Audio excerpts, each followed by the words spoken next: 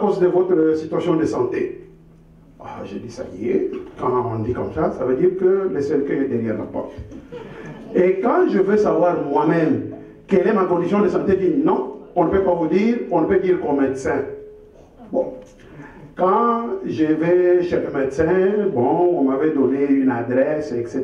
Le médecin communique avec cette personne-là, il m'avait donné rendez-vous. Et vous voyez que c'est terrible. Le rendez-vous, je l'avais dans 2 semaines. Vous dites, mais qu'est-ce qu'on va bien me dire? Bon, est-ce qu'on m'envoie à la morgue? Est-ce que je vais chez le notaire pour le testament? C'est quoi ces 2 semaines-là? Alléluia. Quand les 2 semaines arrivent, j'arrive chez le médecin, je dis, ah, cher ami, vous avez une maladie grave du foie, vous êtes atteint de l'hépatite C. Puis, viennent avec ça, des questions. Comment vous l'avez attrapé? Moi, je dis, non, mais docteur, moi, je ne sais pas, l'hépatite C, c'est quoi? Puis on me dit, est-ce que vous avez utilisé des drogues dures? Moi, je dis, mais depuis que je suis né, je n'ai jamais vu une drogue douce, légère, forte, je ne sais pas c'est quoi. C'est liquide, c'est la poudre, c'est la fumée, je ne sais pas.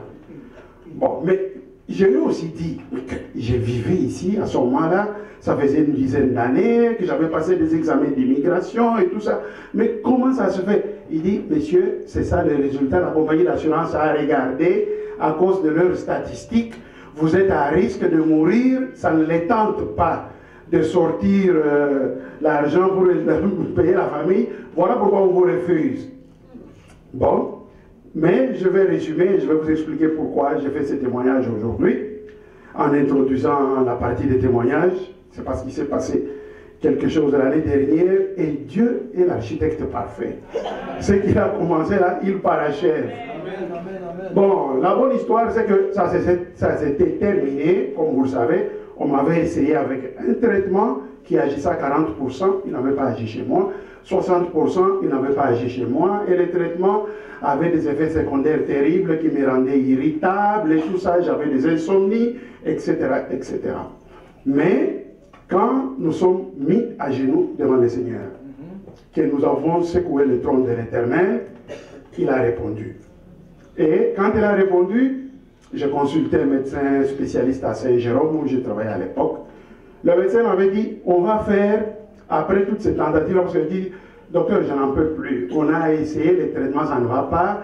J'ai les effets secondaires. Est-ce qu'on peut faire une pause? Je dis, bon, ok. Mais pendant la pause, nous nous sommes mis à genoux devant le Seigneur. Et le médecin me dit, après la pause, quand vous viendrez, on va faire une biopsie. Comme ça, on va voir l'heure juste pour savoir, bon, c'est quoi. Et quand on a fait la biopsie et que je suis revenu, j'ai vu le médecin qui feuilletait mon dossier et qui cherchait la dernière analyse du laboratoire là, avec la biopsie. Il dit, ah, il y a des bonnes nouvelles. Non, il n'y a plus de traces. Parce qu'il m'avait dit qu'il y avait déjà un début de fibrose. Et que la fibrose, c'est l'étape qui précède la cirrhose. Immédiatement après là, c'est Magnus Poirier et tout ça. Bon. Alléluia. Mais vous regardez vos enfants tous les jours, vous dites, est-ce que je les verrai grandir? Bon. Et il dit non, même la fibrose n'est plus là. Moi j'ai dit, est-ce que je peux avoir des copies de ces résultats-là? Bon, il est allé, il est venu avec une photocopie. Quand je suis arrivé, moi, au premier bureau, en gros, j'en ai fait 10. Bon. Et ça s'est terminé en disant, ne venez plus ici. Aux 2 ans, voyez le médecin de famille, qu'on vous fasse une échographie, juste pour nous assurer que tout est sous contrôle, etc. Et ça a été comme ça. Puis moi, j'ai commencé à être tanné. J'ai dit, mais l'échographie là, moi je suppose qu'il y a des rayons X et tout ça, comme ça, dans mon corps, aux 2 ans, des rayons X. J'ai dit, si le foie n'a plus de problème, les rayons X finiront par créer un problème. Puis j'ai arrêté ça. Alors, je vais au bilan de santé l'année dernière, chez mon médecin de famille, et puis, ce que nous n'aimons pas, un coup de téléphone. Non, il faut qu'on se voit. Bon.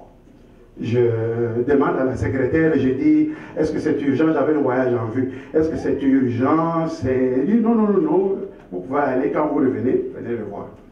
Je viens voir le médecin qui me dit, ah, vous faites une rétention de fer. Bon, on va vérifier. Moi, je dis, on vérifie comment? Oh, échographie du foie, tout ça. Ok. Et je suis allé passer l'échographie du foie et elle a eu les résultats. Et puis j'ai attendu, le téléphone n'est pas venu, j'ai un mois. Puis je me suis dit, avant d'aller témoigner là, je voudrais m'assurer, est-ce que je peux quand même parler au médecin?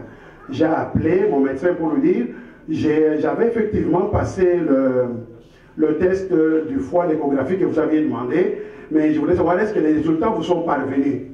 La secrétaire me répond, oui monsieur, on les a reçus, il n'était pas besoin de vous appeler, c'est pour ça que nous n'avons pas appelé, parce que tout est bon. N'est-ce pas qu'il est fidèle, l'Éternel, notre Dieu? N'est-ce pas qu'il est l'architecte parfait, qui parachève toute œuvre qu'il a commencée? Alléluia!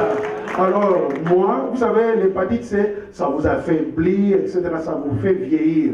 Moi, c'est pour ça que vous voyez, quand il y a la louange, là, je danse énergiquement, et je danse fort, parce que je vais témoigner l'Éternel, mon Dieu, parce qu'il me donne cette énergie-là, pour que je puisse le servir, que je puisse annoncer l'évangile, que je sois son serviteur.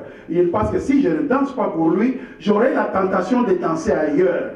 Ailleurs, là, ils n'ont pas créé la danse, c'est le Seigneur qui l'a créé. Je danse dans sa maison, je danse pour lui. Amen. Amen. Bon, nous allons accueillir aussi notre sœur Maman Dada, qui elle aussi vient témoigner l'Éternel.